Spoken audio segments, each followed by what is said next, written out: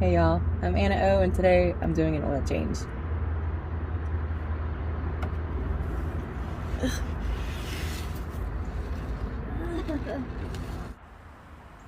You'll need a little trash bag to collect waste, a paper bag or cardboard to put down for drips to protect your driveway, 7 quarts of 5W30 for the straight 6 4.2 liter engine, which is what we're doing today.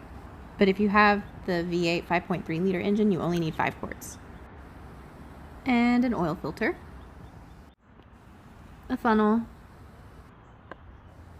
a 13 millimeter socket and ratchet, and at least a 6-inch extension. You might also like an additional 3-inch extension. An oil filter wrench. This is a 76 millimeter cap style with 14 flutes. I've had the best luck with this one. I've tried the banded type and it's just tight in there, and so this is what works best for me. An oil pan. I can't say I recommend this one if you're looking for one. It's been fine. I've had it for a really long time, but like the lid doesn't stay on real well, so like I can't really transport anything in this. But it does have this really nice little grate that I actually like a lot. It saved me a couple times. Anyway, but yeah, so like the lid just doesn't really stay seated and just kind of pops off, so it's kind of annoying. And some paper towels or shop rags or something to clean up spills. Begin by loosening the oil cap and set it to the side so the oil will drain out more easily.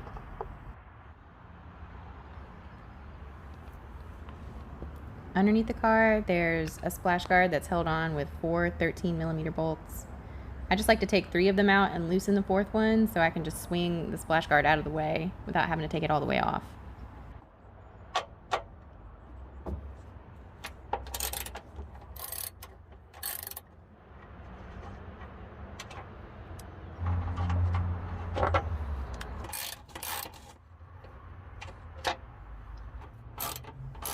So for this last bolt, I'll just loosen it enough to swing the splash guard out of the way. The drain plug is 13 millimeter. And I couldn't really get another shot of the oil filter, but that's it at the bottom right in yellow. Loosen the plug enough to turn by hand and get your drain pan ready for collecting the oil. Remove the drain plug. Allow the oil to drain. This part is sped up pretty significantly, but it should only take a couple minutes.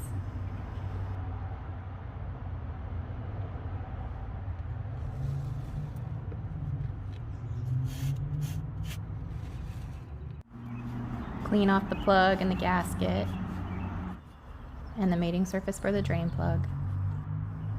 Reinstall.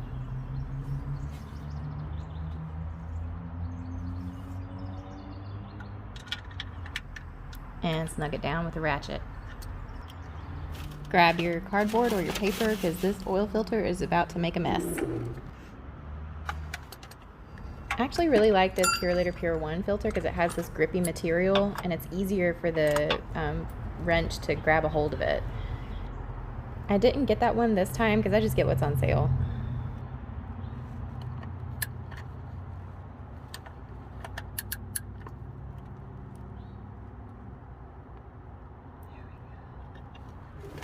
This makes such a mess because the frame is in the way, but if you can loosen the oil filter to the point it starts to drain and just let it lightly drain for a while, it minimizes the mess a little bit at least.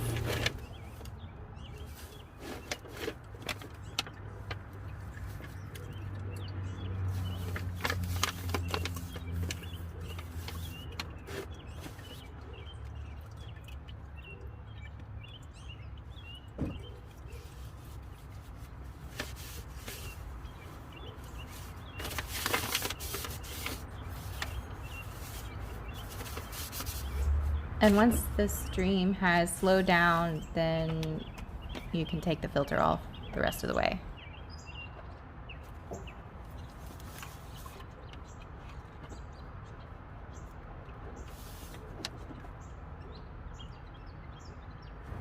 You can tidy up a bit if you want.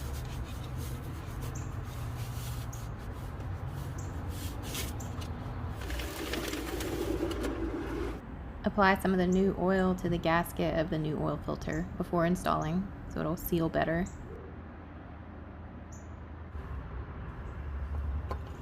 Install the new oil filter and just tighten by hand. You don't need to ratchet it down or crank down on it with anything. Just tighten by hand.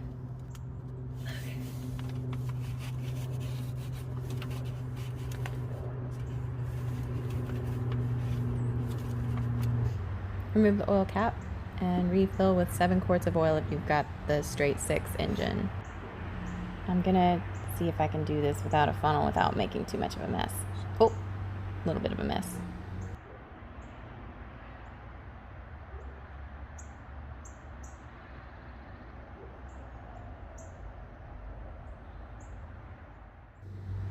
Tighten up the oil cap and clean any messes.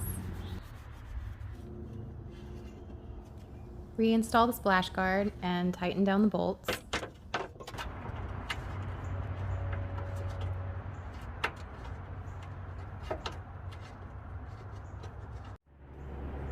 Pack up the oil filter and the used motor oil for recycling.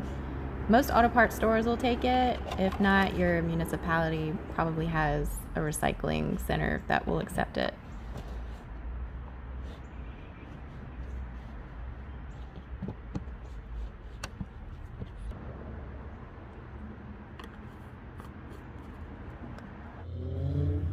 To check the level after, go for a little drive long enough to get the engine warm, and then park or cut it off on a level surface and give it like 5 to 10 minutes to let the oil drain out of the cylinder head before you check the level.